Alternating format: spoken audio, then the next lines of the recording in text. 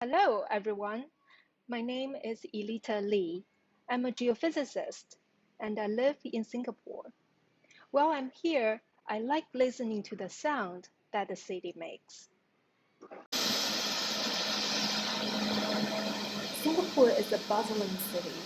As you can hear from the video, there's always tropical rain, there's always non-stopping traffic, and also constructions that have built the beautiful skyline of Singapore. At the same time, you can also hear the ocean waves that comes onto the shore every single second. As a geophysicist, we have a special kind of microphone called geophone. When they are pushed into the earth, it's as if we put our ears on the ground and listen. We can visualize the sound as wiggles, and we can also hear them.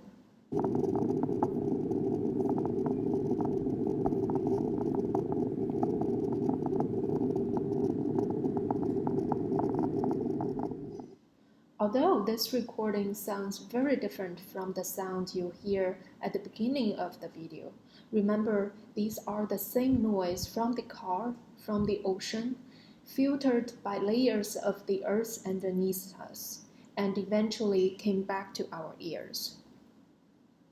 When only one geophone is placed in the earth, we get a time series. It appears to be random, chaotic, because urban activities are quite unpredictable.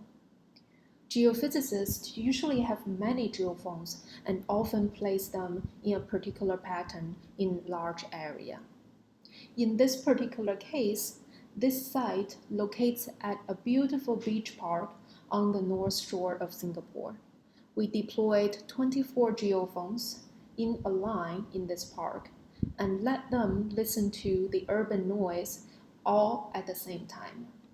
In the end, you harvest 3 hours of urban noise. Now, if you look at the recorded data, you will find that although each recording by itself may appear to be random, strong, coherent information and similarities can be observed across the whole array. What we can do is that we can take a recording at one receiver, in this case, the receiver at the northmost location, and cut off a small segment, and compare this small segment with all the other recordings at all the other geophones. And we do this process for the whole 3-hour-long recordings we have. In the end, all these comparisons are added together to enhance the similarity and to remove the random differences. This process is called seismic interferometry, and it takes random chaotic noise recordings like this and turn them into interpretable results that we call cross-correlation functions. So this is a cross-correlation function that we obtained from the 3-hour noise recording, and they ended up to be a 6.5 second long information.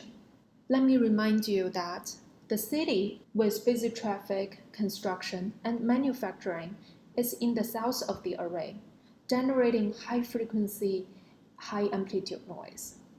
These noises create a high frequency wave propagating from the south of the array to the north.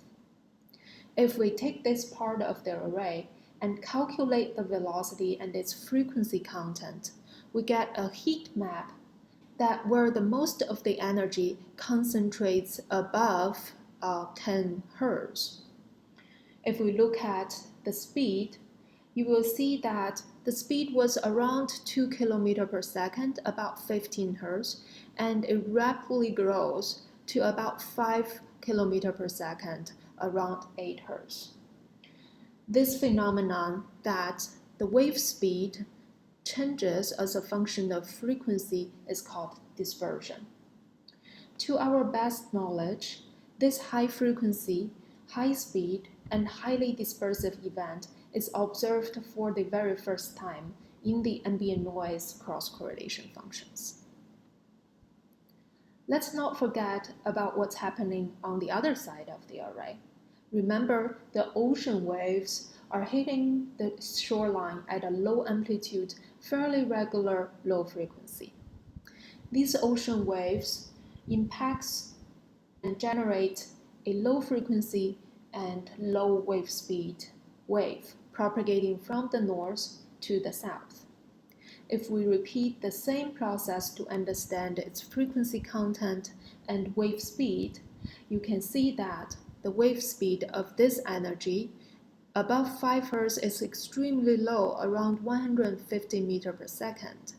That is an order of magnitude slower than the other wave. And when it comes to lower frequencies, the wave speed becomes higher and it becomes 600 meters per second, around 1.7 Hz. This has been observed very often in urban ambient noise cross-correlation, and we identify this wave as Rayleigh wave. For this never-seen-before high velocity, high frequency, and dispersive event, we identify it as P-guided wave. Now, the question is, how do we verify this new observation is truly what we think what they are? In order to do that, we have to get a bit mathy.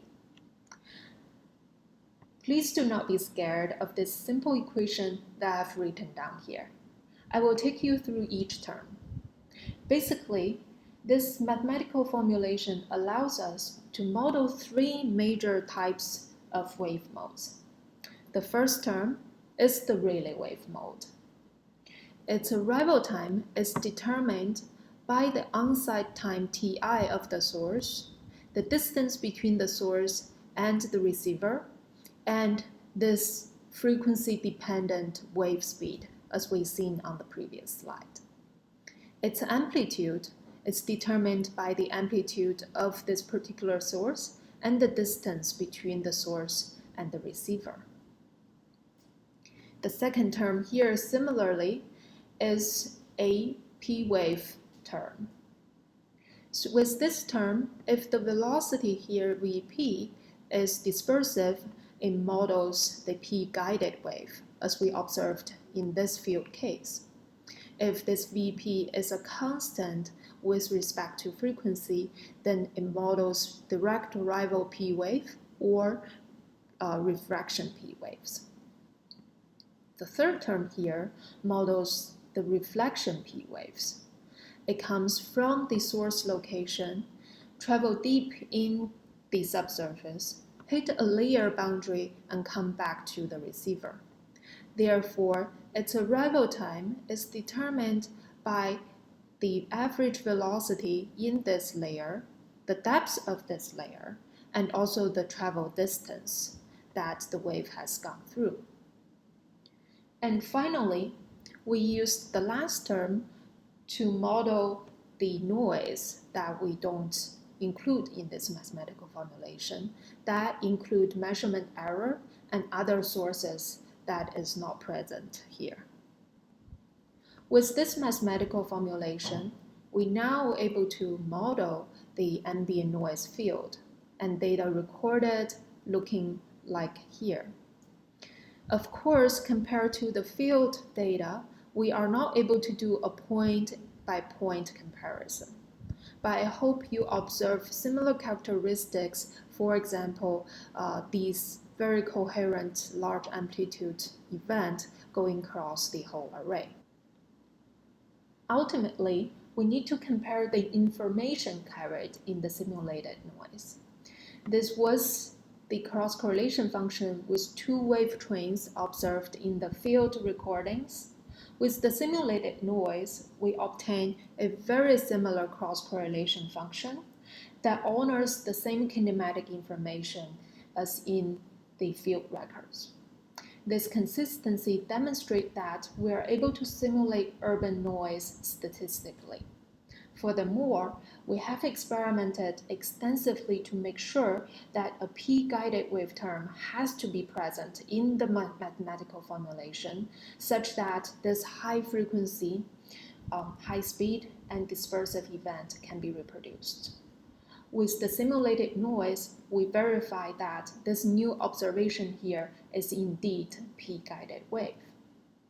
Now, how do we make use of these observations? In fact, what we care for the most is the structure of the underground. How do we get information of the underground structures without cutting the earth open or sink a borehole?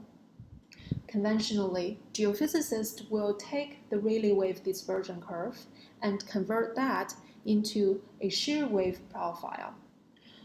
With the observation of the p-guided wave, we further verify the structure of the layer boundary at this depth, and also we can put in information of the p-wave velocity above and below this high contrast layer boundary. This additional piece of information of p-wave velocity cannot be faithfully derived with previous observations. Now, with all the geophysical understanding, geologists and engineers will be able to interpret the underground into different formations, and these are extremely important for city builders and urban planners. All right, with this short video, I hope you have learned that how we are like magicians, but with physics, to turn urban noise, including traffic, construction, and manufacturing, and ocean waves, into useful and quantifiable information of the underground structure. I hope you enjoyed the video and learned a thing or two. Find more information and leave your comments below. Thank you.